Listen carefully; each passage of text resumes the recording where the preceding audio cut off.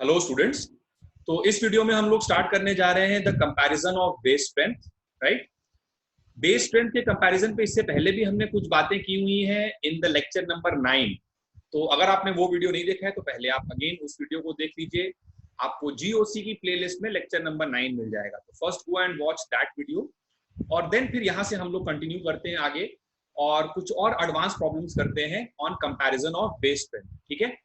तो भाई बेस सबसे पहले क्या होता है, वी ऑल नो, हमने पहले पढ़ा हुआ है। Bases are what, they are H plus acceptors. ठीक है। तो H प्लस एक्सेप्टर जो है उन्हें हम लोग बेसिस कहते हैं। और बेस होने के लिए मॉलिक्यूल के पास क्या लोन पेयर होना चाहिए, क्योंकि वो लोन पेयर ही H प्लस को डोनेट होता है। तो जो भी बेस है that must have a lone pair. ठीक है। तो जैसे लेट्स से अगर हम लोग बात करें अमोनिया की, तो ammonia molecule we all know कि नाइट्रोजन के पास लोन पेयर होता है अमोनिया में। और अमोनिया को बेटा अगर आप लेट से वाटर में डिसॉल्व करो तो अमोनिया वाटर में डिसॉल्व होकर क्या करता है कि ये H प्लस वाटर से एक्सेप्ट कर लेता है, बनाता है NH4 plus aqueous plus OH minus aqueous. And we all know कि ये जो सोल्यूशन यहाँ पर बना है ये एक बेसिक सोल्यूशन है। ठीक है। तो इस पर्टिकुलर इक्विलिब्रियम के लिए हम लोग एक इक्विलिब्रियम कांस्टेंट डिफाइन कर सकते हैं जिसको हम लोग बोलते हैं Kb। और जैसे जैसे Kb की वैल्यू बढ़ती है, अलग अलग बेसिस के लिए अलग अलग वैल्यू ऑफ Kb होती है। ठीक है। ये सब बातें हमें मालूम है पहले से। तो जैसे जैसे Kb की वैल्यू बढ़ेगी ये पर्टिकुलर इक्विलिब्रियम की tendency to go in the forward direction increase कर जाएगी। और Kb बढ़ने से द बेस स्ट्रेंथ या फिर द बेसिक स्ट्रेंथ, दोनों ही नाम मार्केट में चलते हैं। तो बेस स्ट्रेंथ बोल सकते हो या बेसिक स्ट्रेंथ बोल सकते हो। तो बेसिक स्ट्रेंथ बढ़ जाती है। और ये बात भी ध्यान रखनी कि Kb बढ़ता है तो Pkb की वैल्यू जो है वो डिक्रीज करती है। ठीक है। तो we know all this. Pkb क्या होता है ये सब बताने की जरूरत नहीं है, आयनिक हम सबने पढ़ा हुआ है। नाउ जो बेस स्ट्रेंथ कंपैरिजन के क्वेश्चंस हैं, या ऐसे बोला जाए कि जो भी बेसिस हैं उनको हम लोग ब्रॉडली दो कैटेगरीज में डिवाइड कर सकते हैं। पहले भी हमने ऐसा किया था। एक वो बेसिस हैं which are nitrogen containing bases. ठीक है, नाइट्रोजन कंटेनिंग, क्योंकि हम सभी को मालूम है कि नाइट्रोजन के पास लोन पेयर होता है। और अगर नाइट्रोजन के पास लोन पेयर है तो it can function as a base. ठीक है। नाइट्रोजन सेकेंड पीरियड का एलिमेंट है, वैलेंसी शेल में 5 इलेक्ट्रॉन है, 3 बॉन्ड बनाता है। मोस्टली नाइट्रोजन की बॉन्डिंग सिचुएशन कैसी लगती है? ठीक है। नाइट्रोजन की बॉन्डिंग सिचुएशन इस प्रकार की रहती है कि 3 तो उसने बॉन्ड बना लिए और एक लोन पेयर बचा हुआ है। तो इस वजह से नाइट्रोजन के पास लोन पेयर है और वो बेस की तरह फंक्शन कर सकता है। तो एक पहली कैटेगरी के होते हैं नाइट्रोजन कंटेनिंग बेसिस, जिनमें हमको बेसिक स्ट्रेंथ का कंपैरिजन करना है। And this is very important, very very important from any competitive examination point of view. और दूसरे बेसिस होते हैं जनरल बेसिस। ठीक है। जनरल बेसिस मतलब जो नाइट्रोजन कंटेनिंग नहीं होंगे। तो आइए सबसे पहले हम लोग अपनी पढ़ाई स्टार्ट करते हैं with the nitrogen containing basis. So let's deal with the nitrogen containing basis first. Nitrogen containing bases. ठीक है। तो नाइट्रोजन कंटेनिंग बेसिस में आप बेसिक स्ट्रेंथ को कैसे डिसाइड करोगे, कैसे सोचोगे कि कौन सा बेस ज्यादा स्ट्रॉन्ग है, कौन सा बेस वीक है? तो ये सारा लॉजिक जो है सिर्फ एक बात पर बेस्ड है, that is the availability of lone pair. Availability of lone pair मतलब वो नाइट्रोजन का एटम जो लोन पेयर देने के लिए ज्यादा तैयार है, जिसके पास लोन पेयर ज्यादा उपलब्ध है, ज्यादा अवेलेबल है। ठीक है। Which is more eager. ठीक है। जो एकदम तैयार बैठा है कि मुझे H प्लस मिले और अपना लोन पेयर में खटाक से डोनेट कर दो। ठीक है। तो जितना ज्यादा उसके पास availability of the lone pair होगा, जितना वो नाइट्रोजन का एटम रेडी होगा, ईगर होगा। ठीक है। जैसे एक टॉपर बच्चा होता है, ईगर टू स्टडी होता है ना, हमेशा पढ़ने के लिए तैयार। तो उसी तरह जो नाइट्रोजन का एटम अपना लोन पेयर देने के लिए ज्यादा रेडी है, that will be the stronger base. Availability of lone pair हमको सोचना होता है तो ये बढ़ेगा तो बेसिक स्ट्रेंथ इंक्रीज करेगा, ठीक है, basic strength will increase, right. तो जैसे कुछ क्वेश्चंस से सीधे स्टार्ट करते हैं, और केमिस्ट्री में भाई सबसे डोमिनेटिंग फैक्टर इतने दिन से हम लोग पढ़ रहे हैं क्या रहा है, एरोमेटिसिटी रहा है ना। तो लेट्स से पहला इलस्ट्रेशन मैं आपको करवाता हूँ, इलस्ट्रेशन नंबर 1। इलस्ट्रेशन नंबर 1 में मेरे पास 3 मॉलिक्यूल्स मुझे दिए हुए हैं, राइट, थोड़ा अच्छे से बना लेते हैं। तो 3 मॉलिक्यूल्स मुझे दिए हुए हैं। पहला मॉलिक्यूल ये है, नाइट्रोजन के पास लोन पेयर है और हाइड्रोजन एटम। दूसरा मॉलिक्यूल मुझे दिया हुआ है, ये नाइट्रोजन है यहाँ पर, ठीक है, और 2 पाई बॉन्ड्स हैं, नाइट्रोजन के पास लोन पेयर है और हाइड्रोजन एटम है। दिस इज H, अगर आपको याद आ रहा हो तो इसे हम लोग पायरोल भी बोलते हैं। और तीसरा मॉलिक्यूल मुझे दिया हुआ है कि सिंपली एक नाइट्रोजन का 3 मेंबर रिंग है, नाइट्रोजन एटम है और यहाँ पर हाइड्रोजन का एटम लगा हुआ है, ठीक है। So these are the 3 molecule जिसमें हमें बेसिक स्ट्रेंथ को कंपेयर करना है। अब जब भी मुझे बेसिक स्ट्रेंथ बेटा सोचना होगा, ठीक है, तो मैं कैसे सोचूंगा? जो नाइट्रोजन का एटम अपना लोन पेयर देने के लिए ज्यादा तैयार है, ठीक है, जो नाइट्रोजन का एटम लोन पेयर देने के लिए ज्यादा तैयार है उसकी बेसिक स्ट्रेंथ ज्यादा होगी। ये बेसिक लॉजिक हमें रखना होता है, ठीक है। तो अब देखो ये वाला जो मॉलिक्यूल है, ये अभी तुम्हें कैसा नजर आ रहा है भाई? 3 मेंबर्ड रिंग है, पाई सिग्मा लोन पेयर वाला रेजोनेंस है, तो ये मॉलिक्यूल एंटी एरोमेटिक नजर आ रहा है, ठीक है। पायरोल पहले भी चर्चा हुई है, ये मॉलिक्यूल एरोमेटिक नजर आ रहा है, और ये वाला मॉलिक्यूल नॉन एरोमेटिक नजर आ रहा है क्योंकि इसमें ये वाला कार्बन और ये वाला कार्बन sp3 है, तो इसमें कहीं कोई रेजोनेंस नहीं है, ठीक है। तो इनमें से कौन सबसे ज्यादा बेसिक होगा, which will be the most basic? अब जब ये लोग अपने लोन पेयर को डोनेट करेंगे, तो देखो जैसे ये वाले ने H+ को लोन पेयर डोनेट किया, तो ये किस फॉर्म में कन्वर्ट हो जाएगा, ठीक है। अगर ये नाइट्रोजन का एटम अपना लोन पेयर H+ को डोनेट कर देता है तो एक H इससे आके और लग जाएगा और इस पे प्लस चार्ज आ जाएगा। अभी इस नाइट्रोजन का हाइब्रिडाइजेशन sp3 हो चुका है, पहले इस नाइट्रोजन का हाइब्रिडाइजेशन sp2 था, तब ये एंटी एरोमेटिक था, लेकिन अभी ये हो चुका है sp3, और sp3 होने की वजह से अब तो रेजोनेंस खत्म हो गया, तो ये किस में कन्वर्ट हो गया? ये कन्वर्ट हो गया नॉन एरोमेटिक में। तो अगर ये एंटी एरोमेटिक वाला लोन पेयर डोनेट होता है तो ये मॉलिक्यूल अपनी एंटी एरोमेटिसिटी लूज करके एक नॉन एरोमेटिक में कन्वर्ट हो जाएगा, ठीक है। अगर पायरोल में लोन पेयर डोनेट होता है तो देखो क्या होगा, पायरोल अगर बेस की तरह काम करा, ठीक है, तो उसमें क्या काम हो जाएगा? ये नाइट्रोजन का एटम अपना लोन पेयर डोनेट कर देगा तो इस पर प्लस चार्ज आ गया, और ये भी हो गया अभी sp3 हाइब्रिडाइज, और अब इसमें रेजोनेंस खत्म हो गई sp3 होने की वजह से। इस नाइट्रोजन ने लोन पेयर H+ को डोनेट कर दिया, ये कॉन्जुगेट एसिड बनाया मैंने, तो इसमें रेजोनेंस अब खत्म हो गई sp3, तो ये मॉलिक्यूल क्या हो गया? नॉन एरोमेटिक में कन्वर्ट हो गया। तो ये मॉलिक्यूल अगर बेस की तरह काम किया, लोन पेयर डोनेट कर दिया, तो एरोमेटिक से नॉन एरोमेटिक में कन्वर्ट हो जाएगा, ठीक है।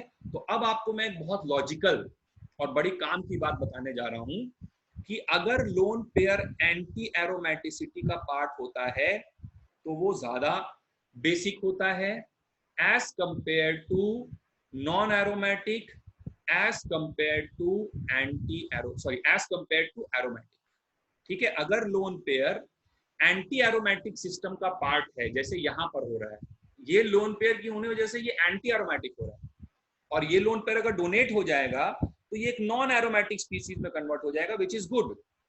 लेकिन पायरोल का वही लोन पेयर एरोमेटिसिटी प्रदान कर रहा है, मॉलिक्यूल को एरोमेटिक बना रहा है, ठीक है।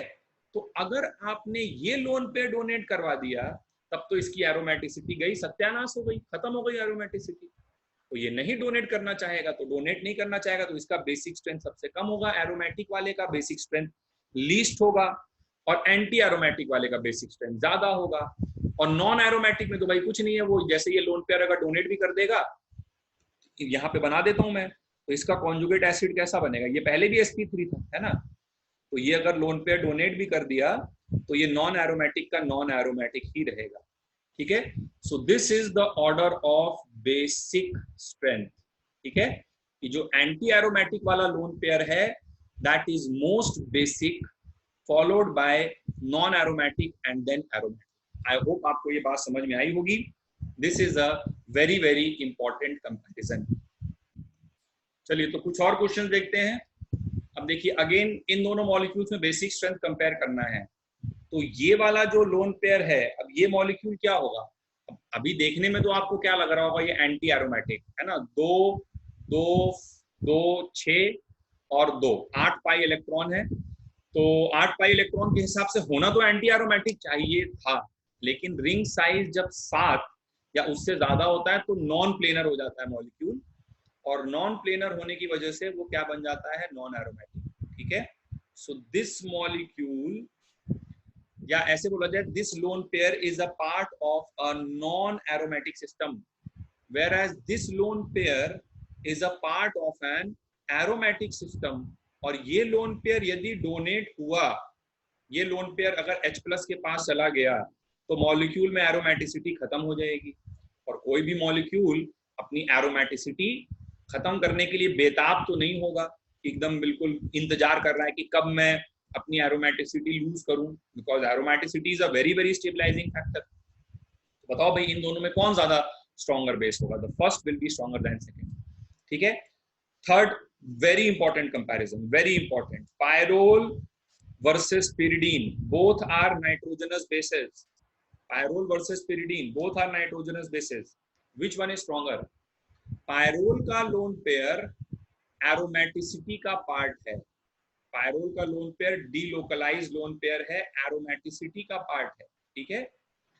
एरोमेटिक तो pyridine भी है, लेकिन वहां पर पाई सिग्मा पाई ये रेजोनेंस है, ये लोन पेयर रेजोनेंस में इन्वॉल्व नहीं है, ठीक है। ये लोन पेयर पूरे रिंग में डिलोकलाइज है, रेजोनेटिंग स्ट्रक्चर पायरोल का हमने पहले बनाया भी हुआ है, एक आध स्ट्रक्चर आप बना के देख भी सकते हो। तो एक रेजोनेटिंग स्ट्रक्चर में बना के दिखा भी देता हूं जस्ट फॉर नॉलेज। तो पायरोल का एक रेजोनेटिंग स्ट्रक्चर बना लेते हैं इस तरह से, लो बन गया। तो ये पाई, मान लो यहाँ पे पाई सिग्मा लोन पेयर वाला रेजोनेंस है, तो ये लोन पेयर पाई में चला गया, तो लोन पेयर को पाई में कन्वर्ट करा दो और इस पाई को लोन पेयर में कन्वर्ट करा दो, ठीक है। नाइट्रोजन पे आ गया क्या, प्लस चार्ज, तो एक रेजोनेटिंग स्ट्रक्चर बना। इसी तरह आप आगे और चाहो तो बना सकते हो। तो मैं क्या कह रहा था कि हाँ ये लोन पेयर एरोमेटिसिटी का पार्ट है, ठीक है। वेरएज ये लोन पेयर एक प्योर लोन पेयर है, ये एरोमेटिसिटी में इन्वॉल्व नहीं है। तो पायरोल और pyridine में stronger base will be pyridine। Very important question, ठीक है। चलो आगे बढ़ते हैं, एक एग्जाम्पल और करते हैं हम लोग जल्दी खट से। एग्जाम्पल नंबर 4, एग्जाम्पल नंबर 4 है कि हमको दो मॉलिक्यूल्स दिए हुए हैं। एक मॉलिक्यूल कुछ इस प्रकार का दिया है, ठीक है, नाइट्रोजन और 6 मेंबर्ड रिंग, लोन पेयर और यहाँ पर पाई, ठीक है। और दूसरा एक मॉलिक्यूल और दिया हुआ है एंड यहाँ पर nitrogen and a 5 membered ring और यहाँ पर पाई। चलो बताओ भाई इन दोनों में से कौन सा नाइट्रोजन का atom will be more basic? अब देखो ये वाला जो लोन पेयर है ये रेजोनेंस में तो जा रहा है, पाई सिग्मा लोन पेयर, ठीक है, लेकिन ये एरोमेटिसिटी का पार्ट नहीं है, क्योंकि ये वाला कार्बन अगर देखो ध्यान से तो इस कार्बन के पास 2 हाइड्रोजन है और ये वाला कार्बन मेरे प्यारे बच्चों sp3 हाइब्रिडाइज्ड, ठीक है। वेयर एज इस वाली रिंग को अगर देखो, इस पाई बॉन्ड को, ठीक है, इस वाले पाई बॉन्ड को तुम इधर भी तो सोच सकते हो ना यहाँ पर। तो ये वाली रिंग में लोन पेयर किसका काम कर रहा है, एरोमेटिसिटी का काम कर रहा है, पाई सिग्मा लो, पायरोल जैसा ही तो रिंग है। तो अब ये लोन पेयर अगर डोनेट हुआ तो ये एरोमेटिसिटी लॉस हो जाएगी, ठीक है, क्योंकि ये वाला नाइट्रोजन लोन पेयर डोनेट करने के बाद sp2 से sp3 हो जाएगा। तो अगर लोन पेयर डोनेट हुआ तो एरोमेटिसिटी लॉस हो जाएगी, लेकिन यहाँ पर फर्क नहीं पड़ेगा। समझ रहे हैं आप बात को? क्योंकि ठीक है यहाँ पे रेजोनेंस डिस्टर्ब हो जाएगा लेकिन एरोमेटिसिटी का लॉस तो नहीं है। जैसे इसने अगर लोन पेयर डोनेट कर दिया तो ये वाला नाइट्रोजन भी sp2 से sp3 चला जाएगा। कौन से नाइट्रोजन की बात कर रहा हूँ, इस वाले नाइट्रोजन की, ठीक है। तो रेजोनेंस खत्म हो जाएगा। जैसे अभी ये लोन पेयर रेजोनेंस कर रहा है, ये वाला लोन पेयर इसके साथ रेजोनेंस कर रहा है, लेकिन एरोमेटिसिटी का तो हिस्सा नहीं है ना, ये रिंग तो नॉन एरोमेटिक ही है। समझ रहे हैं आप बात को? तो नॉन एरोमेटिक से नॉन एरोमेटिक ही रहेगा, तो इसकी बेसिक स्ट्रेंथ ज्यादा होगी। इन जनरल बेसिक स्ट्रेंथ का ऑर्डर क्या होता है? अगर लोन पेयर एंटी एरोमेटिसिटी का पार्ट है तो वो सबसे ज्यादा बेसिक है, क्योंकि उस लोन पेयर के डोनेट होने से एंटी एरोमेटिसिटी खत्म हो जाएगी। फिर उसके बाद है नॉन एरोमेटिक, फिर उसके बाद है एरोमेटिक। एरोमेटिक वाला लोन पेयर लीस्ट बेसिक होगा, क्योंकि एरोमेटिक वाले लोन पेयर के डोनेट होने से मॉलिक्यूल में एरोमेटिसिटी का लॉस हो गया बेटा। तो ऐसा होना नहीं चाहेगा बिल्कुल, किसी भी कीमत पे कोई नहीं चाहेगा, तुम भी नहीं चाहोगे ऐसा तुम्हारे साथ, ठीक है? तो this was the first factor. The second factor is that a conjugated lone pair is less basic than a non-conjugated lone pair। मतलब कि वो लोन पेयर जो रेजोनेंस में जा रहा है, वो लोन पेयर जो रेजोनेंस में जा रहा है वो कम बेसिक होगा एज कंपेयर टू उस लोन पेयर से जो रेजोनेंस में ना जा रहा हो, ठीक है? तो क्या मतलब है इस बात का?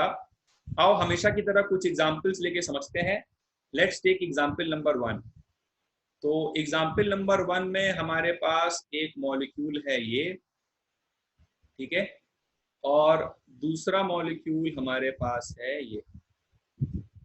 यहाँ पे नाइट्रोजन से एक H लगा हुआ है और दिस इज अ 5 मेंबर। तो ये दो मॉलिक्यूल्स हैं हमारे पास, और इन दोनों में हमें कंपेयर करना है द बेसिक स्ट्रेंथ, कौन ज्यादा बेसिक कौन कम बेसिक, ठीक है?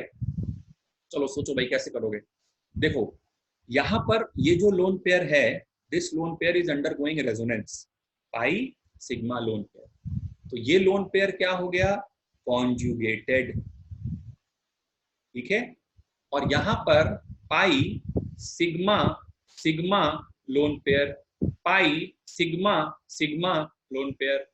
तो ये लोन पेयर रेजोनेंस में नहीं है, तो ये लोन पेयर है, ये लोन पेयर है लोकलाइज्ड। लोकलाइज्ड मतलब एक ही जगह पर है, लोकल आदमी है। और ये लोन पेयर क्या है? ये लोन पेयर है डीलोकलाइज्ड। डीलोकलाइज्ड मतलब फैल गया, खो गया स्पेस में, है ना? पाई सिग्मा लोन पेयर का रेजोनेंस है, इस पाई को इधर ले जाओगे, इस लोन पेयर को पाई में कराओगे तो यहाँ पे आ जाएगा लोन पेयर। तो अब इस मॉलिक्यूल को जब खुद ही नहीं पता है कि ये लोन पेयर कहाँ है, तो इसको कैसे डोनेट करेगा? ये तो स्पेस में फैल गया। तो इस लोन पेयर की अवेलेबिलिटी कम हो गई ना, नाइट्रोजन से ये लोन पेयर चुरा लिया पाई बॉन्ड ने, कार्बन के पास पहुंचा दिया। लेकिन ये लोन पेयर नाइट्रोजन पर ही कंसंट्रेटेड है, एक जगह पे चिपक के बैठा है, कहीं नहीं जा रहा है। तो ये लोकलाइज्ड लोन पेयर है, तो इसका डोनेशन आसानी से होगा, और इसलिए सेकंड वाले की बेसिक स्ट्रेंथ पहले वाले से ज्यादा होगी, ठीक है? आई होप आप फॉलो कर पा रहे हैं मैं किस तरह से सोच रहा हूँ। Question number 2।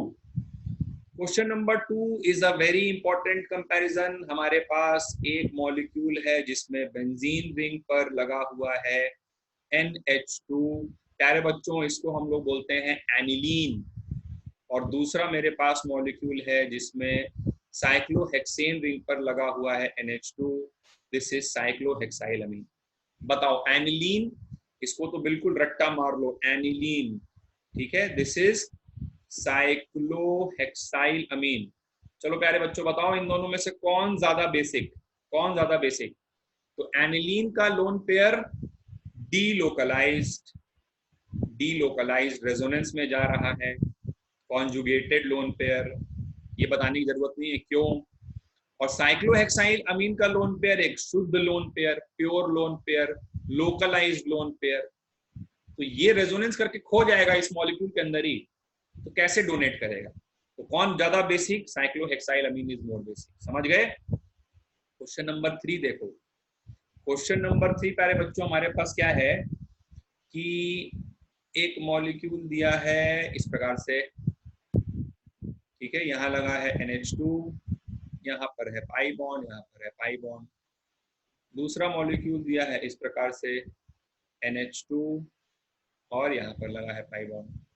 क्वेश्चन नंबर 4 देखिए जल्दी से, इसको आपको खुद से करना है, बताना है कौन ज्यादा basic, CH3C double bond O NH2, amide बोलते हैं इसे, अमाइड, ठीक है, and CH3CH2 NH2 ethyl amine, right, this is acid amide, ठीक है, and this is ethyl amine.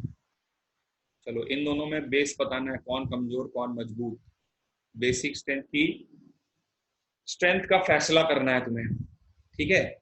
चलो अगला क्वेश्चन देखो, CH3C triple bond N, nitrogen पे lone pair, CH3CH double bond NH, nitrogen पे लोन पेयर, CH3CH2NH2, नाइट्रोजन पे lone pair.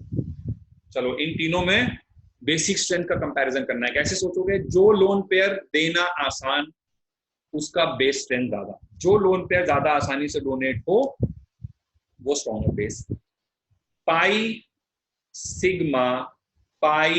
Sigma loan pair, तो ये लोन पेयर में रेजोनेंस हो रहा है, ये मैं नहीं बताऊंगा कैसे हो रहा है, this is delocalized and pi sigma lone pair, this lone pair is also delocalized, but क्या, बट ये कि यहां पर एक्सटेंट ऑफ रेजोनेंस ज्यादा है ना। पाई सिग्मा लोन पेयर पहली बार रेजोनेंस जब कराओगे, pi converts to lone pair and lone pair converts to pi, तो यहाँ पे आ जाएगा रेजोनेंस करके लोन पेयर, फिर दोबारा रेजोनेंस कराओगे तो यहाँ पे आ जाएगा लोन पेयर, लेकिन इसमें इसी के साथ रेजोनेंस होगा, तो इसमें एक्सटेंट ऑफ रेजोनेंस ज्यादा है, ये लोन पेयर ज्यादा खो गया, ये लोन पेयर भी खोया लेकिन कुछ कम खोया, ठीक है।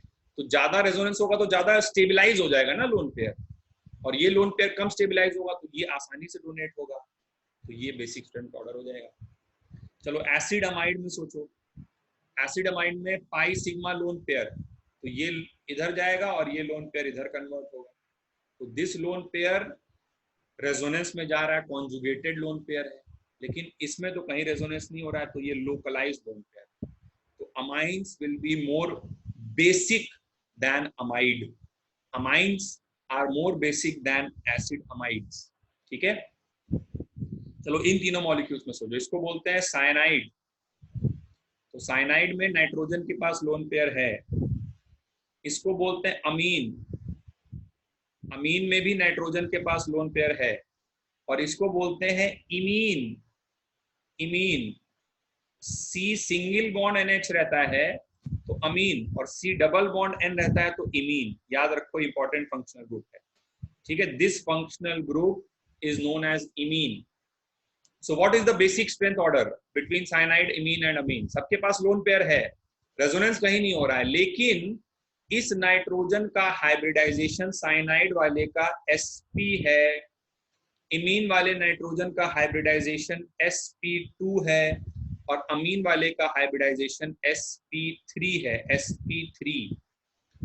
तो sp वाले में सबसे ज्यादा s कैरेक्टर है, तो वो मोस्ट इलेक्ट्रोनेगेटिव है, तो मोस्ट इलेक्ट्रोनेगेटिव है तो अपने लोन पेयर को आसानी से डोनेट नहीं करेगा, पकड़ के रखेगा, और ये sp3 है तो इसमें सबसे कम इलेक्ट्रोनेगेटिविटी है, तो ये लोन पेयर आसानी से डोनेट होगा, तो बेसिक स्ट्रेंथ का ऑर्डर ये होगा, ठीक है, समझ में आया आप लोगों को। चलिए let's practise some more examples, example number 6 देखते हैं हम लोग, एग्जांपल नंबर 6 चलो सिंपल सा है, एक देखते हैं, तो एग्जांपल नंबर 6 है कि हमारे पास, क्वेश्चन में लिख देता हूं जल्दी से, चलिए तो ये क्वेश्चन है, इस क्वेश्चन में हम लोगों को बताना है the order of basic strength, तो देखिए अब कैसे सोचा जाएगा यहाँ पर, तो pi sigma lone pair, aromatic तो नहीं है क्योंकि ये कार्बन sp3 है, बट रेजोनेंस हो रहा है, यहाँ पर भी पाई सिग्मा, ये नाइट्रोजन का एटम है, लोन पेयर रेजोनेंस हो रहा है, और यहाँ पे कोई रेजोनेंस नहीं है, तो this is localised, this is delocalised, लेकिन कम डीलोकलाइज्ड, एंड दिस इज बहुत ज्यादा डीलोकलाइज्ड, ठीक है। तो बेसिक स्ट्रेंथ का ऑर्डर सबसे ज्यादा बेसिक ये, फिर ये, फिर ये, ठीक है। चलो एक और बड़ा इंटरेस्टिंग क्वेश्चन है, हम लोग करते हैं। आपको याद आ रहा हो, एक मॉलिक्यूल हमने देखा था एरोमेटिसिटी वाले वीडियो में, जब हम लोग पढ़ रहे थे, इमिडाजोल उसका नाम, ठीक है। इमिडाजोल का स्ट्रक्चर कुछ इस प्रकार का है, और ये एक एरोमेटिक मॉलिक्यूल होता है, इमिडाजोल, ठीक है। दिस इज इमिडाजोल, और इमिडाजोल में ये स्ट्रक्चर है। तो अब पूछा गया कि इमिडाजोल में दो नाइट्रोजन्स दिख रहे हैं, दोनों नाइट्रोजन के पास लोन पेयर भी दिख रहे हैं, एक ये है और एक ये है। इन दोनों नाइट्रोजन में से which is the more basic nitrogen, कौन सा नाइट्रोजन ज्यादा बेसिक है, मतलब कौन H+ से पहले रिएक्ट करेगा, ठीक है। तो अब कैसे सोचोगे आप, बताओ भाई। तो जो लोन पेयर ज्यादा आसानी से डोनेट हो गया, अब ये वाला जो लोन पेयर है, this is part of aromatic, ठीक है। क्योंकि ये लोन पेयर अगर डोनेट हो गया तो ये नाइट्रोजन sp3 हो जाएगा, एरोमेटिसिटी खत्म हो जाएगी। समझ रहे हैं आप बात को। लेकिन ये वाला लोन पेयर रेजोनेंस में इन्वॉल्व नहीं है, this is a localised lone pair of nitrogen, ठीक है। This is a localised lone pair. तो कौन ज्यादा इन दोनों में बेसिक होगा, ये आसानी से डोनेट होगा, और इसलिए ये अगर अल्फा है और ये अगर बीटा है, तो basic strength will be alpha more than beta, ठीक है। इसी टाइप का एक और बड़ा इंपॉर्टेंट क्वेश्चन होता है, क्वेश्चन नंबर 8।